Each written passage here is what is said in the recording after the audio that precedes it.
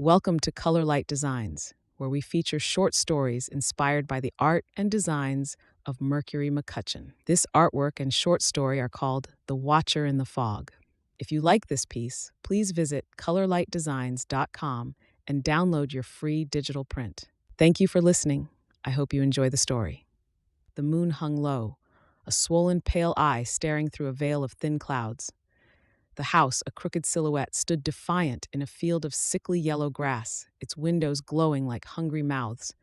Ravens sliced the night with their jagged wings, shrieking accusations into the dark. She stood at the edge of the field, her cloak dragging in the wet dirt, its hem heavy with the memory of a long journey. A battered lantern hung from her hand, though it gave no light, only reflected the moon's cold gaze. For the first time in years, she was home. The grass whispered against her boots as she walked forward. Every step pulled the house closer and pushed the past farther behind. Her hands itched with the urge to touch the doorframe, to feel the wood that her father's hands had built and her mother's voice had filled. But the ground groaned beneath her feet, the earth shifting like it wanted to swallow her whole. She paused halfway. "Go back," came the voice from the fog, a voice so thin it could have been mistaken for the wind. But it wasn't. It never was. Her breath tightened in her chest, but she didn't turn. "I didn't come all this way to listen to ghosts." The fog rippled. A figure emerged, barely more than a shadow against the moonlight. Its face was hidden beneath a hood, but its body moved with that strange, serpentine grace she recognized all too well. It had followed her since the night in the woods, since she'd left the house all those years ago.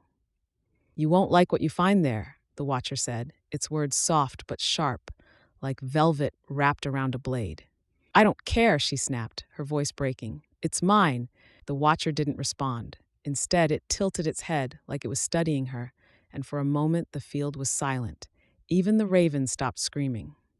Then it stepped aside. Her feet carried her forward faster now, like they were chasing something she couldn't see. The door opened before she touched it, swung inward with a creak that sounded almost like a sigh. The air inside smelled of damp wood and something faintly sweet, like apples left too long on the counter. She expected emptiness, but instead, she saw warmth. The fire crackled in the hearth, its glow filling the small room with flickering light. A single chair sat by the fire, and in it, a figure. Not the watcher, but someone else. Someone she thought she'd never see again. "Ma?" she whispered, her voice so soft it barely carried. The woman in the chair looked up, her face lined with years but still unmistakably hers. "You took your time getting back," she said, her tone light, but her eyes were shining with unshed tears. The watcher stood in the doorway, its shadow long and dark.